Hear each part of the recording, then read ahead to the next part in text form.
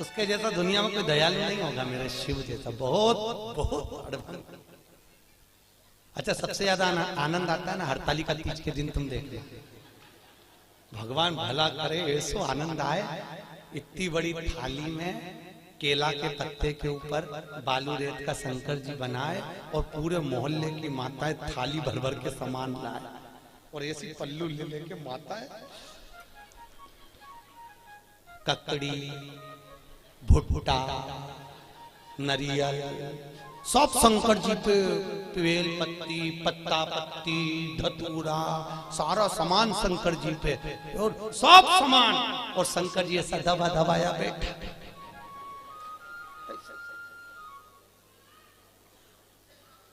पार्वती जी बोली हटाऊं क्या?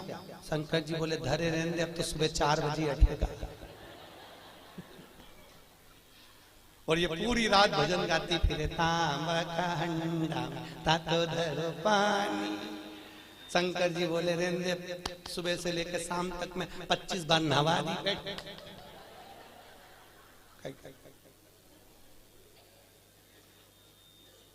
और बोलती जा, नींद आए भोला नवा के देऊंगी।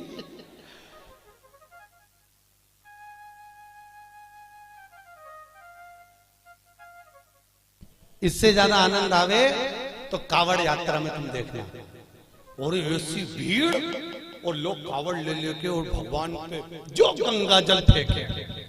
जो यहाँ की कावड़ तो हमने नहीं देखी कि यहाँ पर पानी कैसे चढ़ाने देते हैं, पर काशी में तो ऐसी भीड़ आती है और गंगा जली ले लेके पानी भगवान शंकर पे फेंकते हैं। और कहीं कहीं का तो गंगा जली, और पार्वती जी माँ पीछे कांच में बैठी और बैठी बैठी के भोलेनाथ जी क्या स्थिति है। शंकर भगवान बोले आन दो, अपन तो बैठे।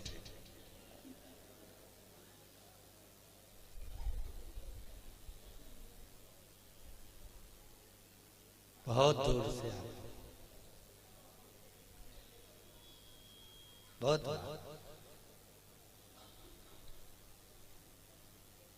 और आनंद इतना रहे ना हरतालिका तीज के दिन, माताएं दो सुबेरे से लेके 12:30 बजे तक बहुत अच्छी दिखती है।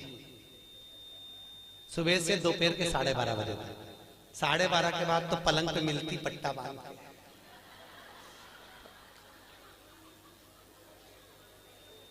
फिर 4 बजे उठती, फिर जाके नहा के बाल, तो भी मुंह पे स्माइल बिल्कुल नहीं रहे, बेचारी ऐसी रहे जैसे मरी हत्या।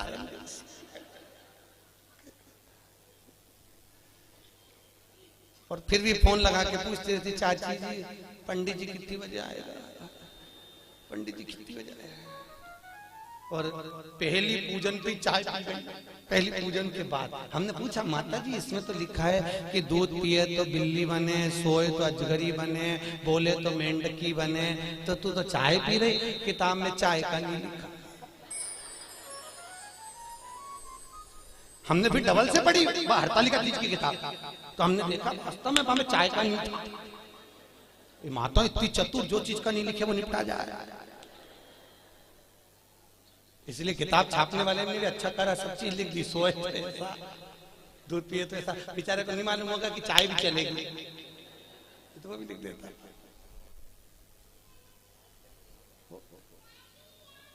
महाराज शिव करुणा सागर, उसके बराबर दुनिया में कोई करुणा नहीं कर सकता। राम जी की सेवा में तो ये भी चाहिए वो भी चाहिए, और कृष्ण की सेवा में भी ये चाहिए वो चाहिए, और शंकर की सेवा में तो पानी चढ़ाओ तो ठीक है, नहीं चढ़ाओ तो ठीक है, नहीं तो यहाँ तो शास्त्र कह रहा है मुझे कुछ भी प्रिय नहीं है। शिव कहते हैं मुझे केवल एक प्रिय है और वो सत्य प्रिय है, इसलिए सत्यम शिवम सुंदरम, मुझे सत्य प्रिय है। इसलिए जो मर जाता है उसको तोप के ले जाते हैं, तो चिल्ला चिल्ला के जाते राम नाम सत्य। दुनिया के लोग इसलिए चिल्ला के ले जाते हैं कि इसको स्वीकार कर लेना, इसी ने सत्य बोला है, हम तो यूं ही झूठे ला रहे। हमारा काम तो इकट्ठा करके तुम्हारे यहाँ छोड़ना। असत्य नाम, सत्यमय जीवन को जियो।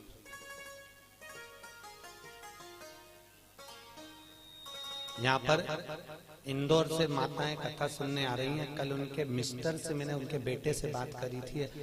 आप क्या पेशा है, आपका सर्विस क्या है?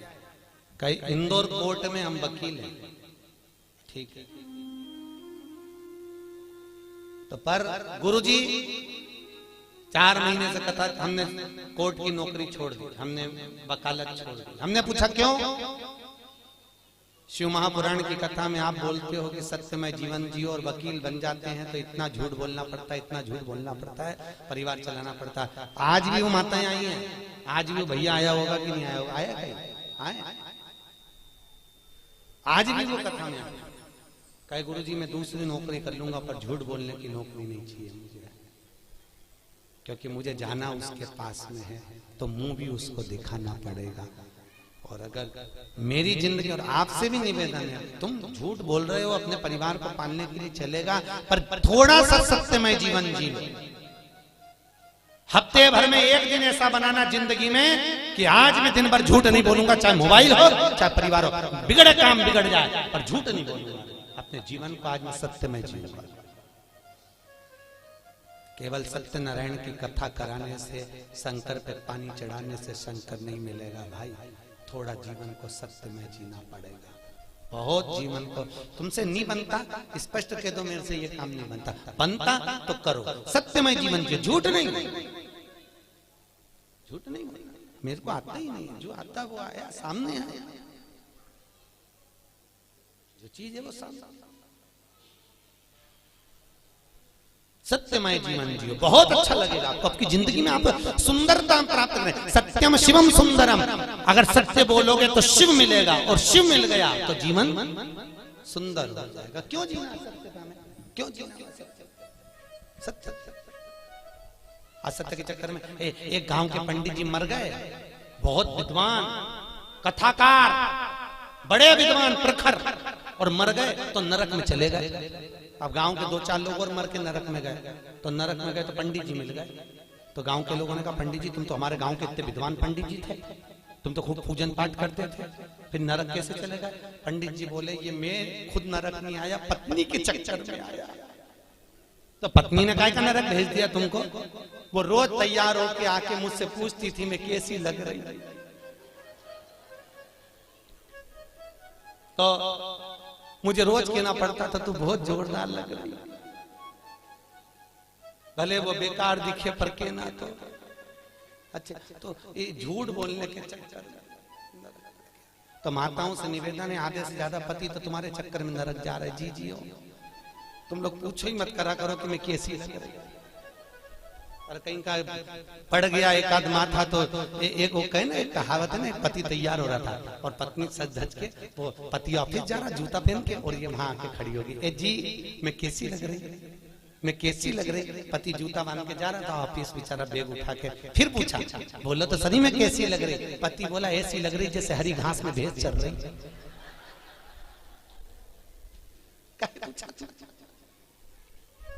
पूछे क्यों? भगवत तत्व की शरणागति है महाराज। जीवन में थोड़ा सत्यमय जियो, सत्यम शिवम। अच्छा, बहुत मस्त कथा कह रही है। भूत बावन भूतेश्वर भोलेनाथ ने ब्रह्मा जी को श्राप दिया। देवताओं ने मिलकर ब्रह्मदेव के लिए आदर करा, भगवान शंकर की पूजन करी। भगवान शिव ने कहा नारायण ये ब्रह्मा जी का सिर कटा है, ब्रह्मा जी के कटे हुए सिर से बट वृक्ष उत्पन्न होगा। कौन सा वृक्ष? बट वृक्ष, बड़ का पेड़। और इस बट वृक्ष के नीचे कोई देवता की पूजन नहीं होगी, होगी तो केवल पितरों की पूजन होगी। और मैंने इस ब्रह्मा के मुख को बड़ का पेड़ बनाया है, इसलिए मैं इस पेड़ के नीचे विराजमान रहूंगा। मेरा नाम बटकेश्वर महादेव रहेगा। कौन सा महादेव? बटकेश्वर। यहाँ पर भी होंगे बटकेश्वर महादेव कहीं ना कहीं। महाराज बड़केश्वर महादेव, जो घर में चिड़चिड़ापन रहता है, क्रोध रहता है, झगड़ा होता है, क्लेश मचा होता है, घर में शांति नहीं रहती, तो बड़केश्वर महादेव के मंदिर में जो जलाधारी होती है, उस जलाधारी में अपना नाम और गोत्र बोलकर बेलपत्री की डंडी को फंसाकर उसमें 1 लोटा पानी और दूध चढ़ाकर आ जाइए, घर में शांति हो जाती है, कभी क्लेश नहीं मचेगा। सोमवार की अष्टमी के दिन ये क्रम किया जाता है। कौन से दिन? जम के बोलिए। सोमवार की अष्टमी, बटकेश्वर महादेव के मंदिर में। बटकेश्वर शिव को भगवान ब्रह्मा का मुख बड़का हो गया। समय आया, ब्रह्मा जी ने सृष्टि की रचना आगे बढ़ गई।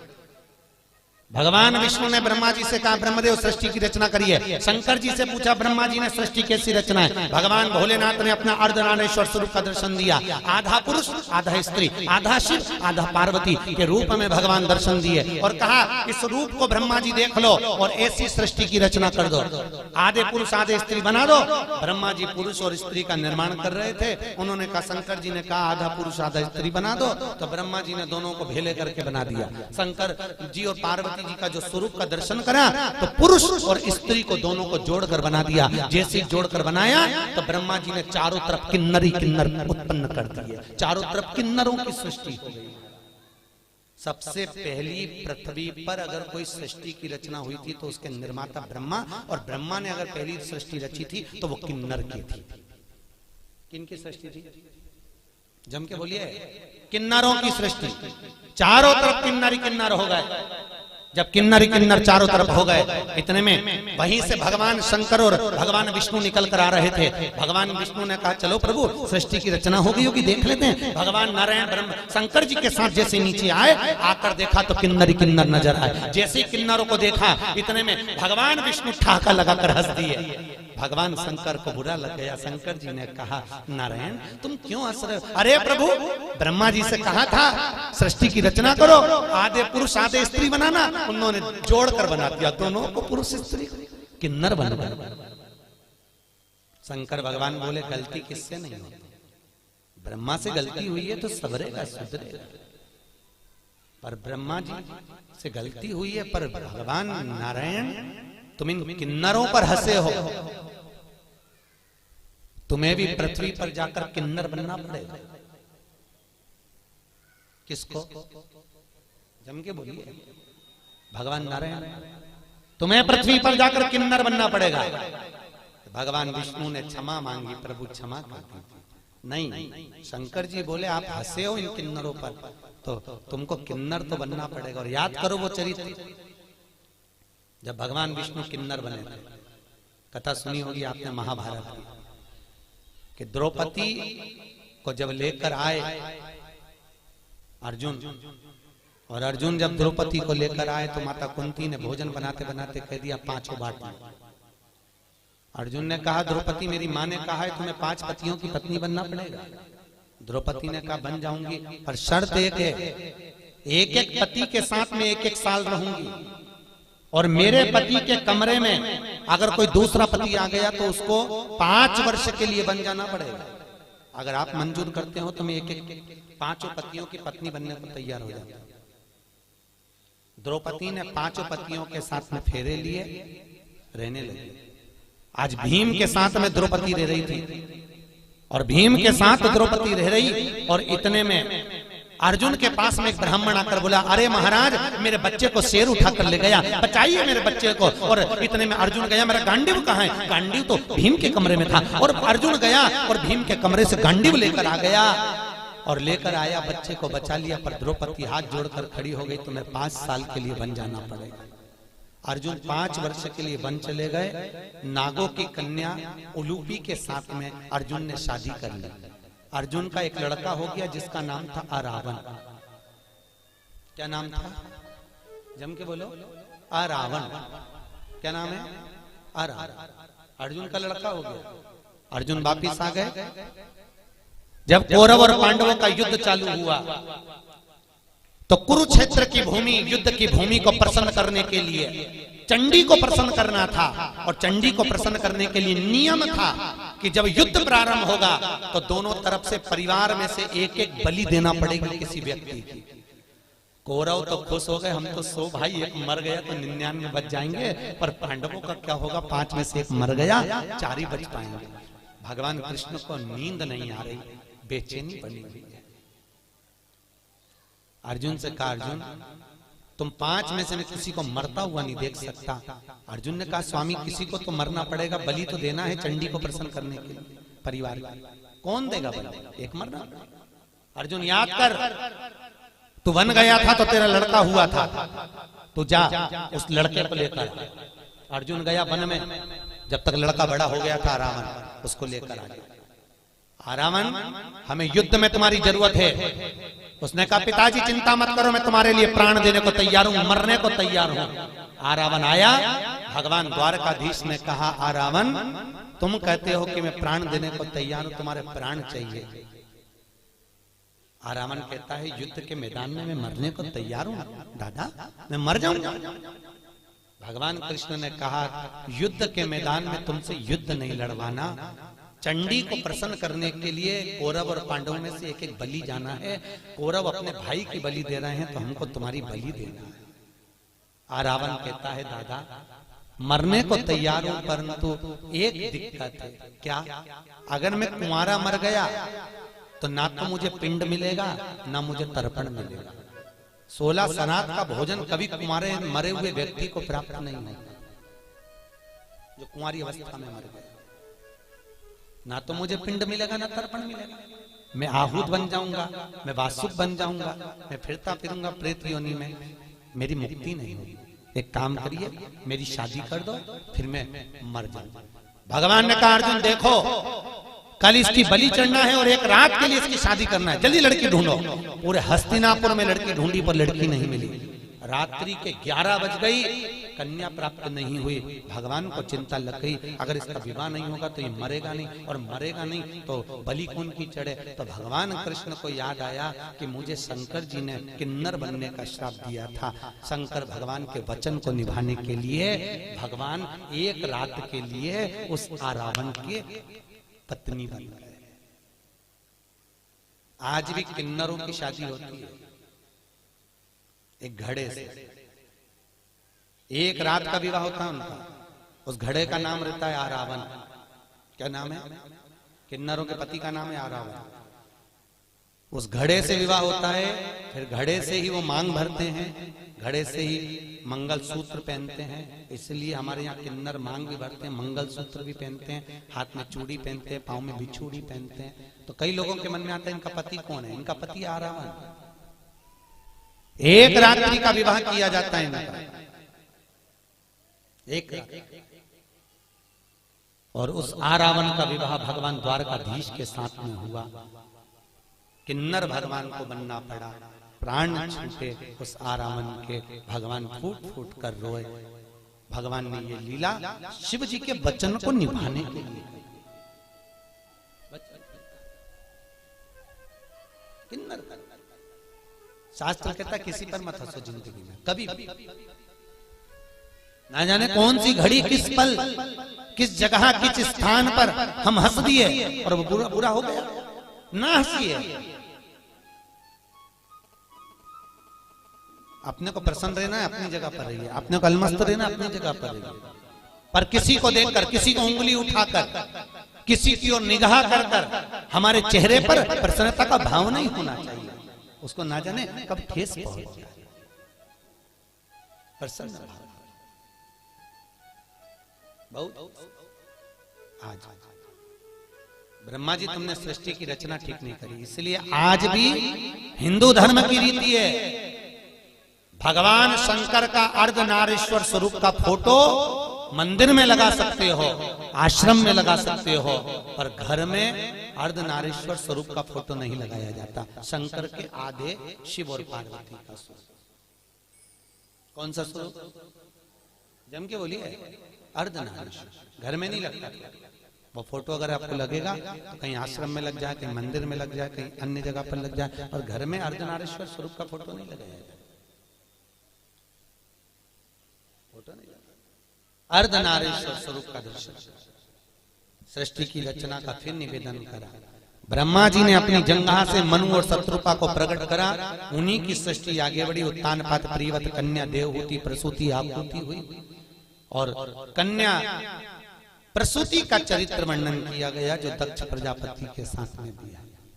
माता प्रसूति के गर्भ से कई बच्चों का जन्म हुआ, कई बच्चों ने जन्म लिया, पर जितने बच्चे लड़कों ने जन्म लिया उनको देवऋषि नारद ने सत्कर्म में लगा दिया, सबको भजन में लगाया, कीर्तन में लगाया, सबको सत्संग में लगाया। 60 कन्याओं का जन्म हो गया। कन्याओं के जन्म के बाद भी देखो, माता प्रसूति के गर्भ से जितने बच्चों ने जन्म लिया वो सब संस्कारित थे, सब संस्कार। और फिर निवेदन है, जिस गांव में पानी की कमी होती है वहां की फसल बिगड़ जाती है, और जिस घर में संस्कारों की कमी होती है वहां की नस्ल बिगड़ जाती है। इसलिए नस्ल को सुधारने के लिए संस्कारों का होना जरूरी है। क्या दीजिए बच्चों को? अरे बोलो तो, संस्कार श्रेष्ठ। क्यों कहते हैं कि बच्चों को गीता पढ़ाओ? कहीं के लिए कहते हैं? किस लिए कहते हैं? गीता पढ़ाने पर प्रेशर क्यों दिया जाता है? पढ़ाओ बच्चों को गीता। क्यों? आज घर के बच्चे अगर गीता पढ़ लेंगे तो कल ये बच्चे बड़े होकर कोर्ट में गीता पर हाथ नहीं रखेंगे। अगर आज इन्होंने पढ़ ली है तो कल इनको अदालत पर गीता में हाथ नहीं रखना पड़ेगा। इनको पढ़ाई, इनको संस्कार दीजिए। बच्चों को कार मत दो, क्योंकि बच्चों को कार दोगे तो वो बेच कर खा जाएंगे। बच्चों को संस्कार दोगे तो कारों की भी लाइन लगा देंगे। अगर और कार जब शोभा देती है जब उनमें संस्कार हो महाराज। धन जब शोभा देता है जब आपके भीतर नम्रता हो साहब। मालूम पड़े पैसा बढ़ गया और अभिमान बढ़ गया, अहंकार बढ़ गया तो भगवान भी कहते हैं बढ़ने दो, बढ़ने दो। होता है, कई लोग कहते हैं महाराज हमारा पड़ोसी कभी अगरबत्ती नहीं लगा, हमारा पड़ोसी कभी मंदिर नहीं जा, और 4 चौगुना बढ़ते चले जाए, भगवान उसको खूब दे दिया। और हम तो रोज मंदिर जाएं, रोज अगरबत्ती लगाएं, रोज दिया बत्ती करें, रोज भगवान के मंदिर में पहुंचे, तो भी हमको दुख मिल रहा है, तकलीफ। कहते कि नहीं कहते लोग? हम ही कष्ट में, हम ही परेशान। हम मंदिर जाते हैं, हम मंदिर जाए तो भी हम परेशान, और हमारा पड़ोसन, हमारी देवरानी, हमारी जेठानी, हमारे रिश्तेदार कभी मंदिर नहीं जाते तो वो तो बढ़ते चलिए, बढ़ते चलिए। तो ये चरित्र शिव महापुराण में लिखा है। एक बार भगवान विष्णु देवऋषि नारद के साथ पृथ्वी पर निकले। अच्छे से समझ लेना कि तुम्हें दुख क्यों मिल रहा है, और जिसको भगवान ने दिया तो उसको और क्यों दे दिया। अच्छे से समझ। विष्णु और लक्ष्मी, विष्णु और नारद निकले। निकलते समय नारद जी ने भगवान नारायण से कहा मुझे भूख लग रही है बहुत। भगवान ने कहा मुझे भी भूख लग रही है, सामने सेठ जी का घर है, चल वहां से कुछ खा लेते हैं। सेठ जी क्या पहुंचे, ब्राह्मण का रूप रखा। सेठ जी भिक्षाम देही, सेठ जी भिक्षाम देही। सेठ जी पान चबाते चबाते बाहर निकल कर, क्या है? हमें भूख लग रही है महाराज, कुछ होए तो दे दीजिए। सेठ जी बोले तुम्हारा बाप रख के गया जो तुमको दे दो, निकलो यहां से बाहर, फिर फोकट गए, चलो। सेठ जी ने धक्के मारकर निकाल दिया। नारद जी भगवान नारायण से बोले प्रभु बहुत घोर अपराध हुआ है, अपना अपमान हुआ है, श्राप दो इसको, देव श्राप। ये सेठ कंगाल होना चाहिए, भिखारी होना चाहिए, देव श्राप। भगवान नारायण ने पीछे मुड़कर देखा, दोनों हाथ उठाकर कहा जा 4 चौगुनी लक्ष्मी और बढ़े, तू और करोड़पति बनता चले जा, और धनपति बने। देवऋषि नारद ने भगवान विष्णु को देखकर कहा उसने तुम्हारा अपमान करा, उसने तुम्हें अपशब्द कहा और तुम उसको क्या करो 4 चौगुनी लक्ष्मी और बढ़े। वो पहले से तो सेठ है, और सेठ बन जाए। हाँ बनने दे, चल। नारद जी को बुरा लग गया और आगे गए। भगवान के भूख लग रही, क्या करें? सामने बुढ़िया का मकान था, झोपड़ा। आवाज लगाया, माँ भैया हमको भूख लगी है। माता जी ने आकर आसन बिछाया, बिछाकर कहा मैं तुम्हारे लिए पानी लाती हूँ। पानी लाई। क्या बात है? हमको भूख लग रही है। बूढ़ी अम्मा ने कहा महाराज जी हमारे यहाँ तो कुछ है नहीं, केवल एक गाय है, उसी गाय का दूध मैं लेती हूँ, उसी गाय का दूध बचा है, तुम दोनों ले लो। अभी लाती हूँ। गौ माता का दूध लाकर भगवान नारायण और नारद को दिया, दोनों ने पिया। पीकर चले। नारद जी ने कहा कितनी अच्छी माता है, कितनी सेवा करिए प्रभु, इसको आशीर्वाद दीजिए, खूब आगे बढ़े। बेचारी के यहाँ कुछ भी नहीं है, केवल एक गाय है, केवल एक गाय, आप आशीर्वाद दीजिए। भगवान ने पीछे पलट कर देखा, दोनों हाथ उठाकर भगवान विष्णु बोले जा तेरी गाय मर जा, जा तेरी गाय मर जा। अब पहले से दुखी थी और दुख। देवऋषि नारद को बुरा लगा। नारद जी ने कहा प्रभु जिसको तुमने अपशब्द कहना था उसको अपशब्द नहीं कहा, और बेचारी बुढ़िया ने तुमको दूध पिलाया, बेचारी बुढ़िया ने तुमको पानी पिलाया, और तुम उससे कहते हो उसकी एक गाय और वो भी मर जाए, क्यों? भगवान बोले नारद तू मेरी लीला कभी नहीं समझ सकता, नारद तो मेरी लीला को नहीं समझ पाएगा। नारद ये जो बुढ़िया है ना, ये दिन रात मेरा भजन करती है, दिन रात मुझको भजती है, और अंतिम में इसके जब प्राण छूटेंगे, अगर इसकी गाय जीवित रहेगी तो इसके प्राण उसमें अटके रह जाएंगे। मेरी गाय किसके पास जाएगी, कसाई नहीं काट दे ना जाने के, तो मैं इसके मरने से पहले इसका जंजाल मिटाना चाहता हूं, इसलिए मैंने कह दिया तेरी गाय मर जा, तुम निर्मल मन से मेरे पास मेरी होकर तो दूसरा जन्म नहीं होगा। और सेठ जी को धन बढ़ने का इसलिए कहा, अभी तेरे पास धन था और करोड़पति बन जा, तू पैसे को जोड़ जोड़ के जब मरेगा तो सांप बन के उसी घर में बैठा रहेगा, मेरे पास तक नहीं आएगा, बैठे और जोड़ और बढ़े और बाद में सब बने, तो मेरे पास इसको दिया। कई लोग हमको मकान दिखाने ले जाते महाराज, कई लोग जैन साहब कई लोग मकान दिखाने ले जाते हैं, और मकान दिखाने जब ले जाते हैं तो ये हमारे बड़े बेटे का रूम है, अच्छा ये छोटे का बेडरूम, अच्छा और ये मंजिले, अच्छा ये बेटी का, महाराज ये रूम हमारा, अच्छा। और उसी रूम में हॉल में एक छिपकली चिपकी थी। कौन चिपकी थी? छिपकली। हमने छिपकली को देखा तो हमसे जजमान ने पूछा महाराज आप रूम नहीं देख रहे, छिपकली को देख रहे। हमने कहा जैसे तुम कह रहे हो ये मेरा है, उसी तरह छिपकली भी कह रही ये मेरा है।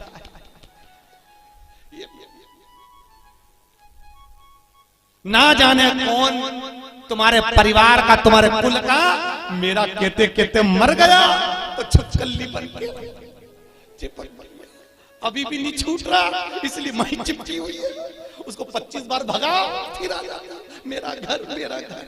अब बताओ आप में से कौन कौन छिपकली बनना चाहता है?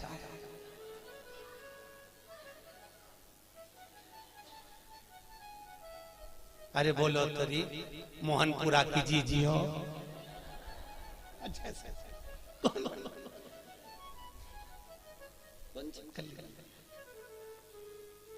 कभी मत कहो कि मेरा है। क्या लाए थे क्या? ले जाओगे मुट्ठी बांधे आए हाथ पसारे, जाओगे सब धरा रह जाएगा, एक से बढ़कर एक साड़ियां फालती को लगी की लगाई।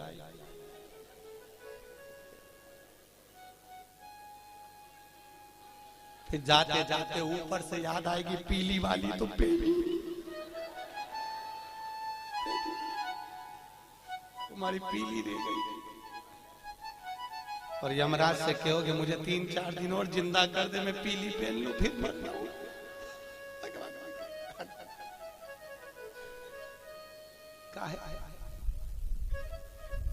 धरी पड़ी और जाएगा जब यहाँ से कुछ भी ना पास होगा, 2 गज कफन का टुकड़ा तेरा लिबास होगा, केवल 2 गज और कुछ भी। कितनी जगह ट्रेन में सफर करा है? अरे बोलो तो जम के। रिजर्वेशन कराया, सीट मिली थी, सोए थे, बस उतनी जगह जिस सीट पे सोए थे। और दूसरी की सीट पे चढ़ने की कोशिश भी मत करना, सामान फेंक देगी। उतनी और उतनी सी जगह, और उसके बाद में भी जगत का झमेला। काकी ने ऐसा बोल दिया, चाची ऐसी बोल दी, बुआ जी ऐसी बोल दी, उन्होंने ऐसा बोल दिया, और रोए रोए मरी जा रही। और कितना भी रो लो, आखिरी का फोटो में तो स्माइल देना ही पड़ेगा जो दीवार पे टंगेगा। और माला प्लास्टिक के फूल की ऐसी, और डॉक्टर स्माइल देती रहेगी। और वो फोटो के बाद में 16 शराब में नीचे उतरेगा, और नीचे उतर के फिर खीर और पूड़ी को ऐसे मल के चिपकाएंगे, और अम्मा स्माइल देगी, और खीर पूड़ी चिपकी रहेगी पूरी साल। वो खीर पूड़ी इसलिए चिपका देंगे, वही सृष्टि चला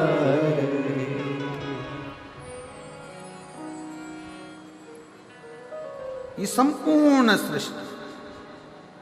शंकर भगवान कहते हैं कि अपनी दृष्टि में प्रेम रखिए, सब पूरा संसार, पूरी सृष्टि आपको प्रेम में नजर आने लगे, पूरी सृष्टि।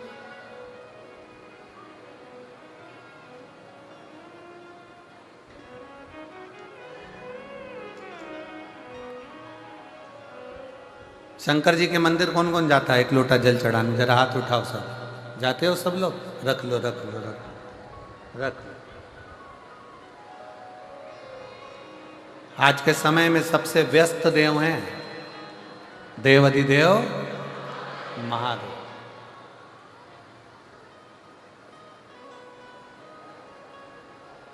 शंकर जी को आज के समय में 1 मिनट की भी फुर्सत नहीं है, 1 मिनट की भी।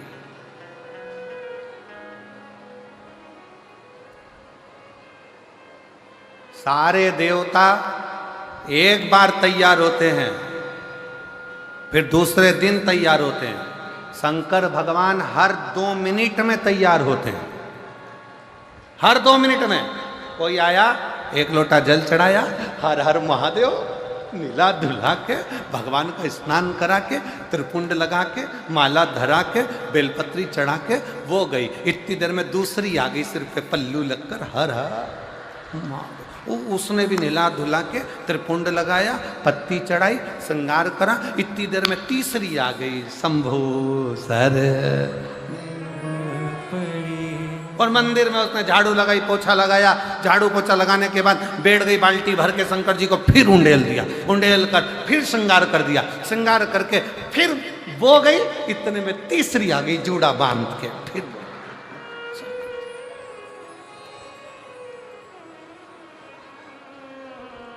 कई बार तो पार्वती जी भी शंकर जी से पूछ लेती है, प्रभु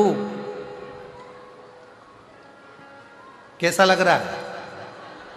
शंकर भगवान बोले, बहुत जोरदार। पर आज आपका चेहरा उतरा है भोलेनाथ, बात क्या है? शंकर जी बोले, वो कमलाबाई रोज आती थी, 3 दिन से नहीं आई है, उसका टेंशन है मुझे, कहाँ रह गई? जैसे तुमको मंदिर में जाने पर मंदिर पहुंचने की ललकता रहती है, उसी तरह मेरे देव अधिदेव महादेव जो जगत का बाप है, उसको आपसे मिलने की ललकता रहती है। आपसे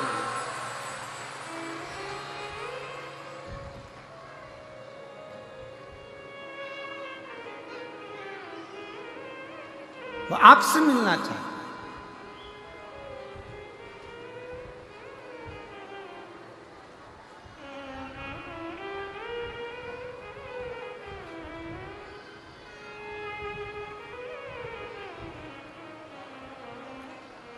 देव अधिदेव महादेव भगवान शंकर, ओगरदानी, त्रिकालदर्शी, कैलाशी, अविनाशी शिव।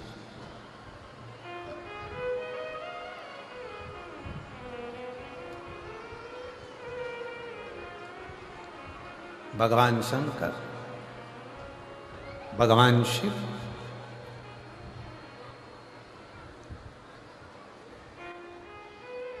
सती मां जलकर भस्म हो गई। और ब्रह्मा जी हाथ जोड़कर कह रहे हैं कि आपकी धर्म पत्नी को दक्ष प्रजापति के शब्द के कारण आपकी पत्नी जलकर भस्म हुई है।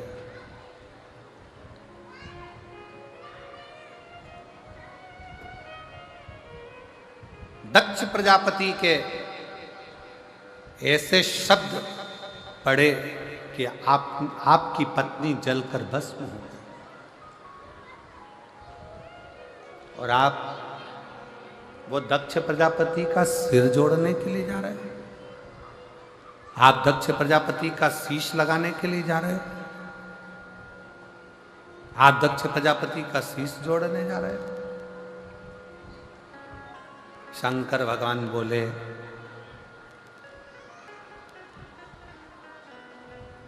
व्यक्ति को अपना कर्म करना नहीं छोड़ना चाहिए। एक निवेदन मेरी जीजियों से है, जितनी मेरी जीजियां शिव महापुराण की कथा इस जसपुर मायाली गांव मदेश्वर बाबा के चरणों में बैठकर सुन रही हैं, और जितनी मेरी जीजियां टीवी पर, मोबाइल पर, व्हाट्सएप पर, गूगल पर, फेसबुक पर, यूट्यूब पर कथा सुन रहे हैं, उनसे भी कहें, सास अगर गाली देती है तो क्या तुम दवाई देना बंद कर दोगी क्या? जम के बोलो जरा।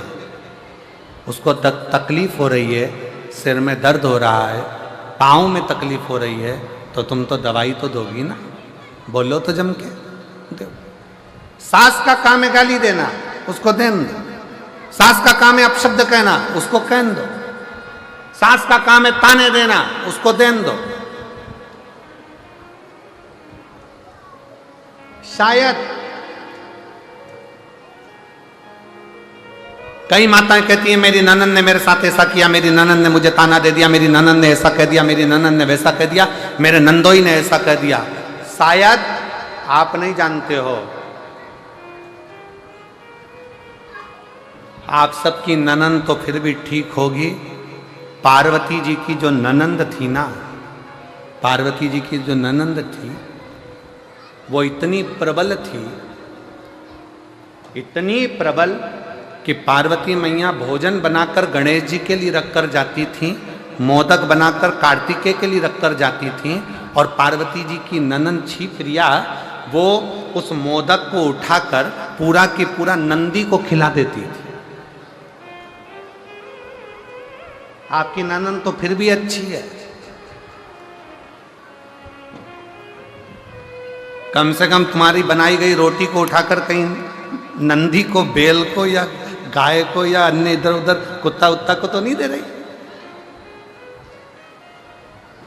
पार्वती जी की ननंद मां पार्वती जी शंकर जी की पूजन के लिए लोटा भरकर जल रखती थी, और लोटा भरकर जल रखकर पार्वती जी थाली सजाकर शंकर भगवान की पूजन करने के लिए, जहां शिव नेत्र बंद कर कर साधना में लीन रहते थे, पार्वती जी उस थाली को लेकर जाने वाली रहती थी। और उतनी देर में भगवान शंकर की बहन पार्वती जी की ननंद छिप्रिया आई, और छिप्रिया ने थाली उठाई और लोटा उठाया भरा हुआ, और लोटा उठाकर स्वयं जल का पान कर लेती। लोटा जब खाली दिखता तो पार्वती जी को लगा कि मेरी ननंद ने खाली करा, पर मुख से शब्द नहीं कहती, शब्द नहीं कहती। एक दिन छिप्रिया इतना इतना करी, एक दिन पूछा गया माता पार्वती जी से कि तुम्हारी ननंद इतना इतना उपद्रव मचाती है, तुम्हारी ननंद तुमको ताना देती है, तुम्हारी ननंद तुमको आड़ा टेढ़ा कहती है, पर पार्वती जी तुम्हारे मुख से शब्द नहीं निकलता।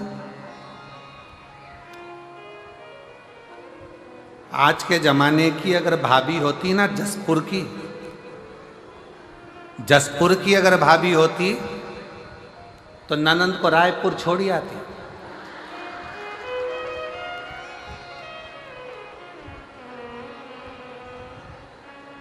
और दूसरी बार फोन भी नहीं लगाती कि तुम रक्षाबंधन पर। अगर ऐसी ननंद होती तो वो सीधे ले जाकर पहले रायपुर छोड़ती कि चलो यहां से।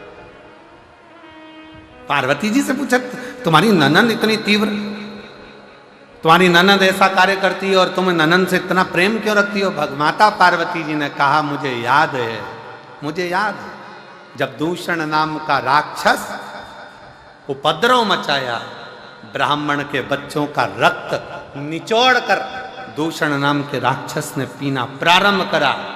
और दूषण नाम का राक्षस जब रक्त को पीना प्रारंभ करा तब सारे ब्राह्मणों ने और देवताओं ने शंकर की आराधना करी, भोले बाबा इस दूषण को मार दो।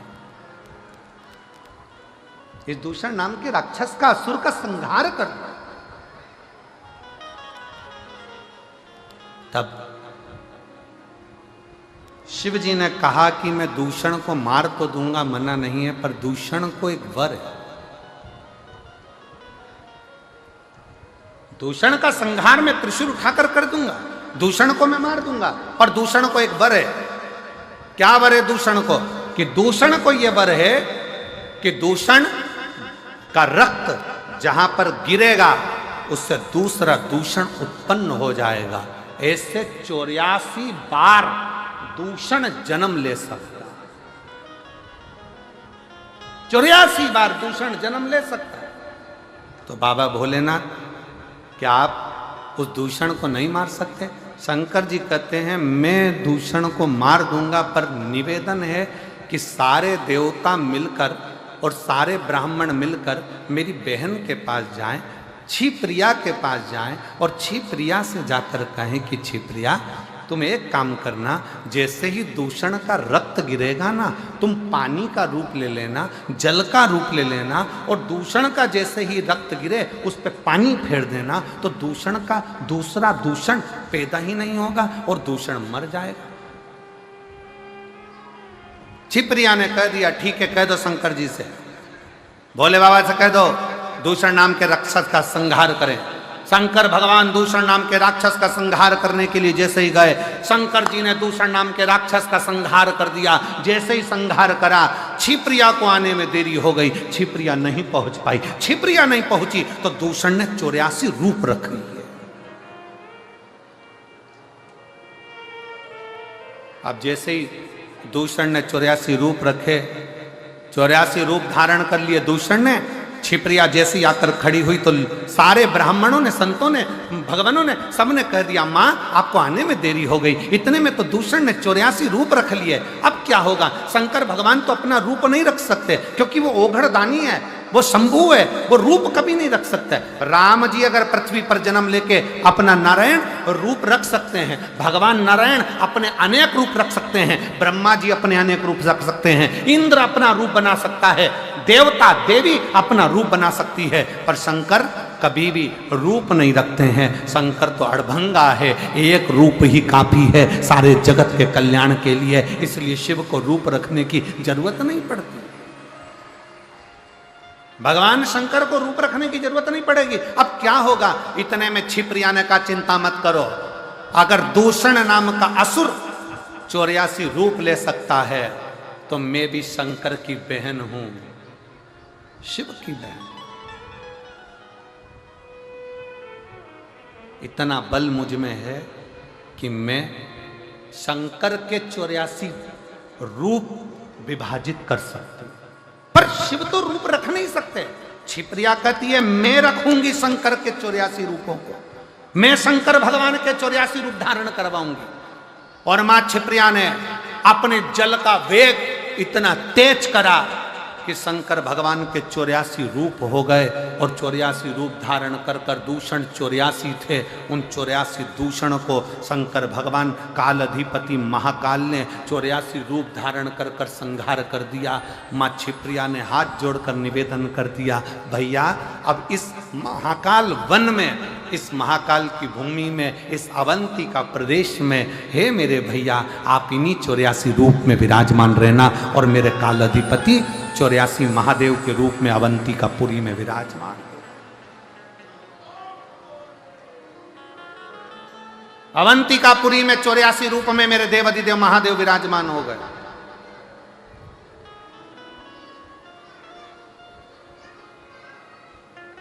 आप में से कितने लोग हैं जिन्होंने 84 महादेव करे हों उज्जैन जाकर? आपने करे हैं? वाह, आपने भी करे, धन्यवाद, बहुत बहुत साधुवाद, करना चाहिए।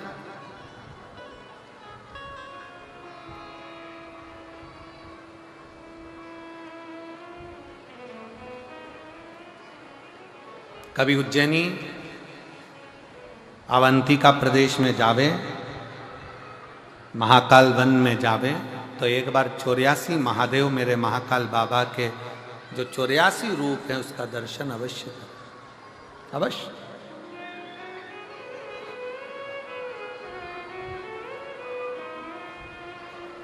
जरूर करें। और कभी अगर योग लगा, बाबा ने करुणा करी, तो आपके साथ हम भी कर लेंगे। हो एक आध बार योग लग गया तो देवाधिदेव महादेव का करो, 84 बाबा के। हम तो पहले बाबा के दर्शन करने के लिए महाकाल बन गए थे, तो तब पूर्ण रूप से 84 महादेव दर्शन हुए हैं।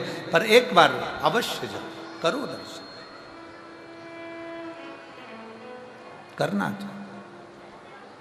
शिव कथा कह रही है, भगवान शंकर का संवाद कर रहा है, शिव महापुराण की कथा कह रही है।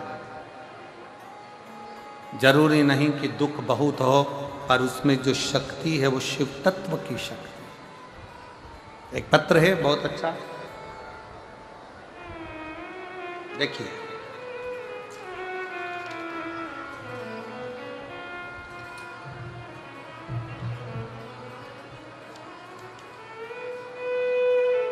मेरा नाम भरत डहरिया है, पिता का नाम श्री सुरेश डहरिया है, माता का नाम श्रीमती बतेशी बाई डहरिया है। ग्राम करहिया, पोस्ट हरई, तहसील हरई, जिला छिंदवाड़ा, मध्य प्रदेश के निवासी हैं। कहीं बैठे हों तो हाथ हिला सकते हैं, अगर कहीं बैठे हों तो हाथ हिला सकते हैं। सुरेश डहरिया, माताजी का नाम श्रीमती बतेशी बाई डहरिया, बालक का नाम है भरत डहरिया। कहीं बैठे हों तो हाथ हिला सकते हैं, कहीं बैठे हों तो हाथ हिला सकते हैं और एक बेलपत्र लेने के लिए आ सकते हैं। गुरुजी, मेरी माता टीवी पर हमेशा आपके भजन और कथा को सुनती हैं। मेरी बड़ी बहन श्रीमती पवन बाई डहरिया आपकी और शिवजी की बहुत बड़ी बाबा की भक्त हैं। सुबह शिवजी के मंदिर जाकर जलाभिषेक करना, बेलपत्री चढ़ाना। गुरुजी, मैंने 17 जनवरी 2024 से सरकारी नौकरी की तैयारी करना शुरू किया और लक्ष्य को पाने के लिए दिन रात पढ़ाई करता, पर सरकारी नौकरी तो नहीं लगी, प्राइवेट नौकरी के लिए आ गया। मेरी जून के महीने में 2024 में प्राइवेट नौकरी लग गई, पर मेरा मन केवल सरकारी नौकरी के लिए था। तब मेरी माँ ने, मेरी बहन ने मुझसे कहा कि तू कथा सुनना प्रारंभ कर, अपनी मेहनत को 4 गुना कर, पढ़ाई रात दिन कर। वो सीहोर वाला महाराज कहता है कि अपनी मेहनत जब 4 गुना करोगे, परिश्रम जब 4 गुना करोगे और एक बेलपत्री पर शहद लगाकर शंकर को समर्पित कर कर जाओगे तो फल जरूर मिलेगा। गुरुदेव, मेरी 29 सितंबर को प्राइवेट नौकरी करते करते 29 सितंबर 2024 को मैंने बैंक की परीक्षा दी और वही बेलपत्र वाला प्रयोग किया। बेलपत्री पर शहद लगाकर शिवलिंग पर जल अभिषेक करके मैं गया। मैंने दीदी के कहे अनुसार मंदिर में जाकर सच्चे मन से बेलपत्ती वाला, शहद वाला, शिवलिंग पर जलाभिषेक वाला किया और शिवजी से प्रार्थना की कि बाबा कुछ भी हो, मेरा बैंक का परीक्षा निकल जाए। आप कहते हो कि 4 गुनी मेहनत करो, मैंने 4 गुनी मेहनत करी गुरुदेव, और बाबा की कृपा से आज मैं बाबा को धन्यवाद देने के लिए आया हूँ कि छत्तीसगढ़ राज्य के ग्रामीण बैंक कुनकुरी में मेरा सेकंड वर्ग की परीक्षा के अनुसार मेरा सिलेक्शन हो गया और मैं कुनकुरी में आज जॉब कर रहा हूँ। मैं शिव की कृपा से। कहीं बैठे हों तो एक बेलपत्र लेने के लिए आ सकते हैं। अधिकारी वर्ग 2 में परीक्षा दी और सफलता पाई और छत्तीसगढ़ राज्य के ग्रामीण बैंक कुनकुरी में मेरा सिलेक्शन हो गया। मैं शिव को प्रणाम करने के लिए आया। आपका विश्वास, आपका भरोसा, आपकी दृढ़ता, ये सबसे बहुत जरूरी। और महाराज, तेरा ही दिया मैंने खाया पिया है, तेरा शुक्रिया है, तेरा शुक्रिया। मुझे भोले बाबा ने बहुत दे दिया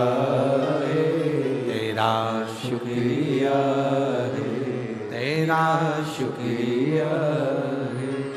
ये जायदाद दी है, औलाद दी है, मुसीबत में हर वक्त इमदाद दी है। तेरा ही दिया में खाया पिया है, तेरा शुक्रिया है, तेरा शुक्रिया है। कि अब दया करो है भोलेनाथ, मस्त रहूं तेरी मस्ती में। अब दया करो है भोलेनाथ, मस्त रहूं तेरी मस्ती में। अब दया करो है भोलेनाथ, मस्त रहूं तेरी मस्ती में। अब दया करो है भोलेनाथ, मस्त रहूं तेरी मस्ती में। मेरे सिर पर रख दो अपना, मस्त रहूं तेरी मस्ती में। मेरे सिर पर रख दो अपना, मस्त रहूं तेरी मस्ती में। मेरे सिर पर रख दो अपना, मस्त रहूं तेरी मस्ती में। मेरे सिर पर रख दो अपना, मस्त रहूं तेरी मस्ती में। अब दया करो हे भोलेनाथ, मस्त रहूं तेरी मस्ती में। अब दया करो हे भोलेनाथ, मस्त रहूं तेरी मस्ती में। राधे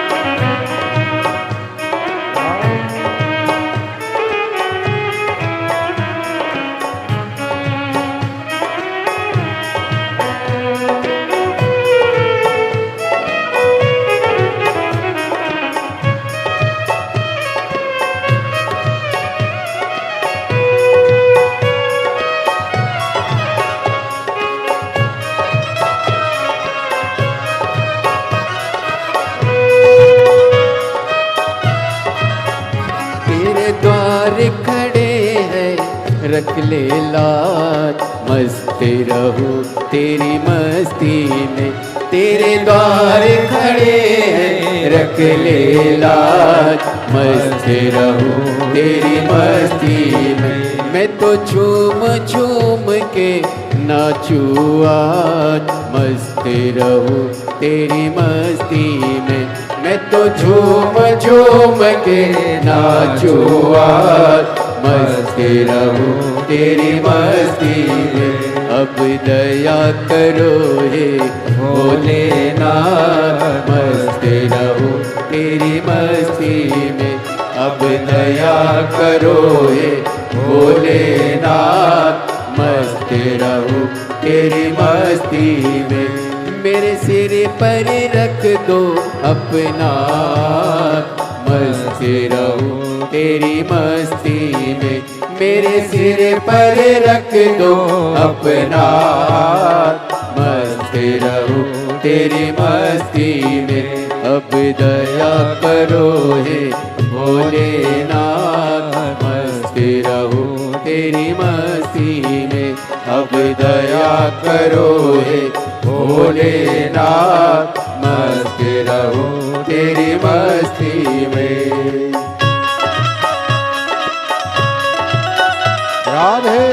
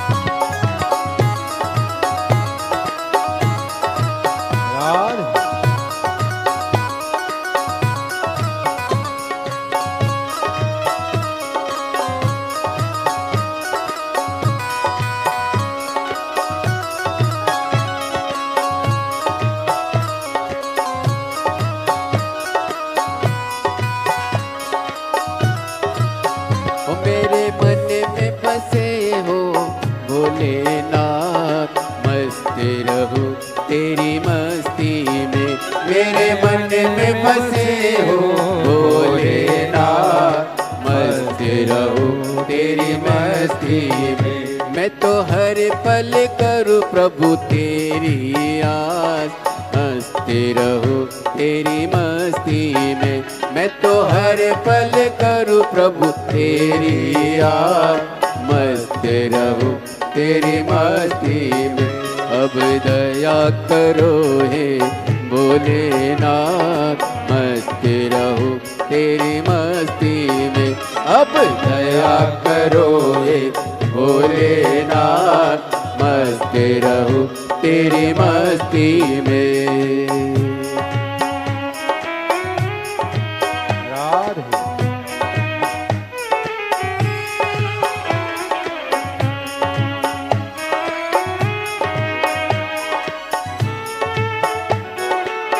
हरि बोल।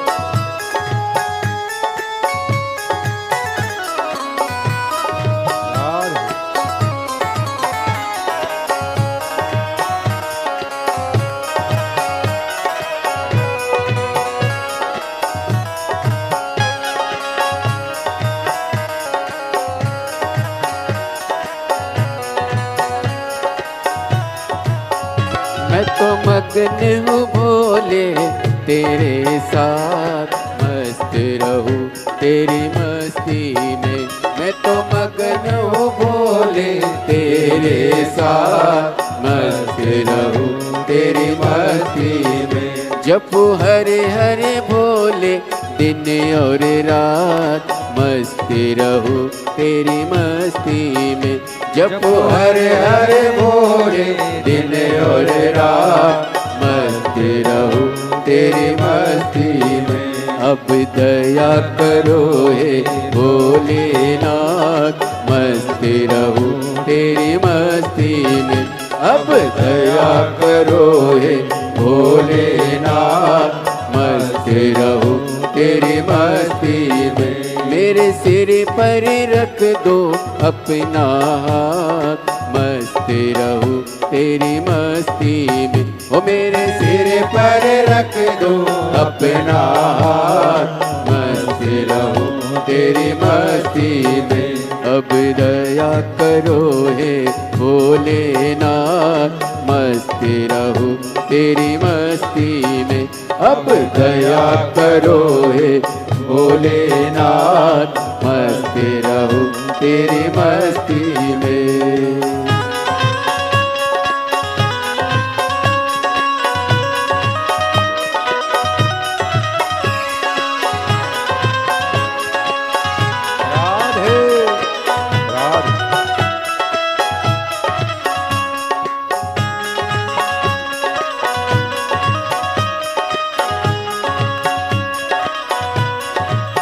दोनों हाथों से ताली से बजे तो बड़े भाव से।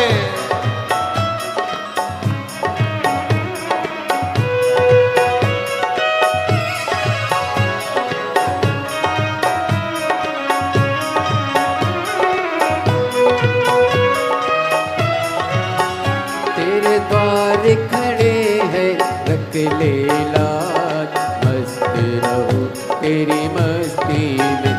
तेरे द्वार खड़े हैं रख ले लाज, मस्त रहूं तेरी मस्ती में।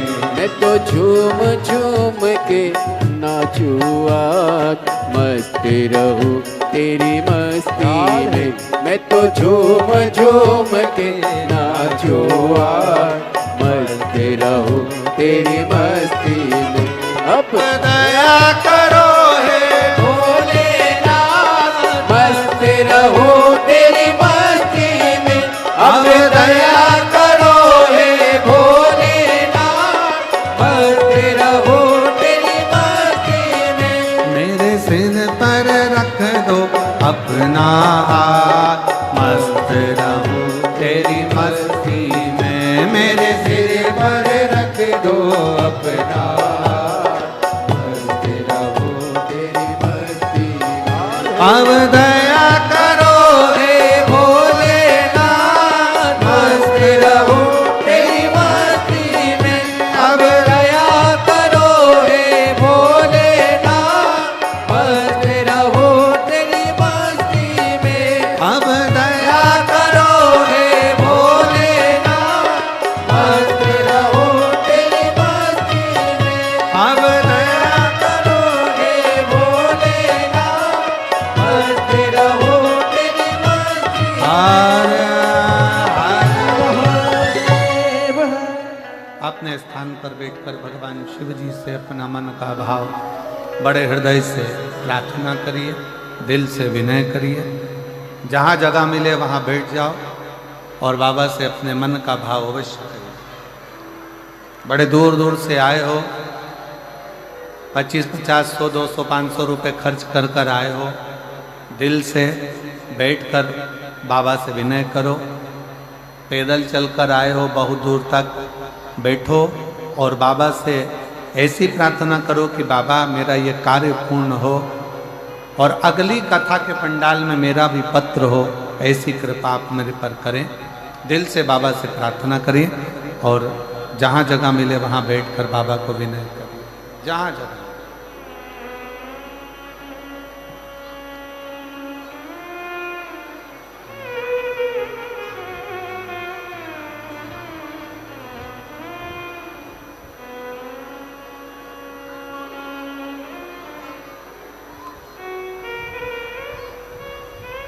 सब लोग साथ में बोलेंगे।